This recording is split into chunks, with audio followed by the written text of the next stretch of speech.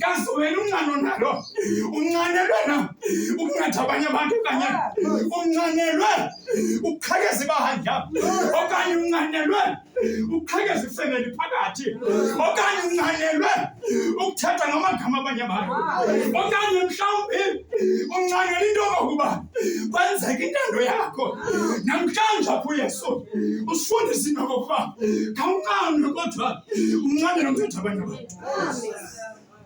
Bezizawuthi apha ukaba mamtyhalela benza sishiya imfundiso nje ngeli lizwi uba ugoke wayiqonda uYesu noba ndingawacela amanzi abazundinika kodwa mabayazi into yoba ndinqaniwe kodwa yena nto engaphezu kwazo zonke izinto uYesu wayemnqanelwe ukusindisa abantwana bakaThixo abahlele esonweni.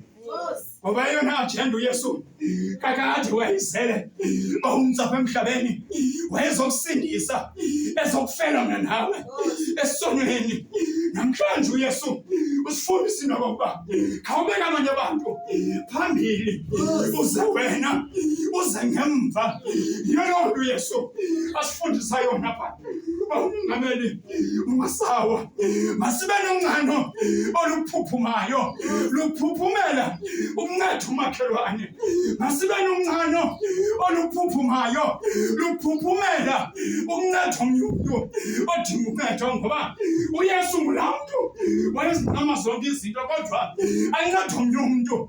Ndandizawujika mamtyhalela ndimbona equleni likaYakobi uYesu wafika apho uPetrosi nabafundi bakhe enambile phezu komlambo ethi mbhale eBhayibhile washiyeka apho uYesu emka amadoda angena esiqobweni eyefuna into edliwayo ngoba wayenqana noPetrosi banganile izinto zelizwe babuye namadoda ephethe ukudla okudliwayo namanzi aselwayo.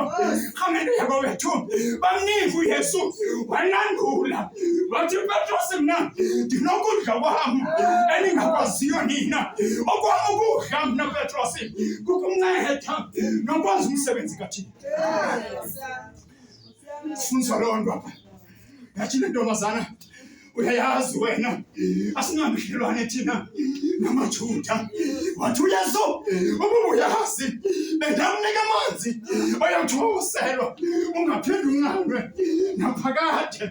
Wayilibona uYesu into yoba le ntombazana ibemgwebekile kade namanzi ebethi noba umntu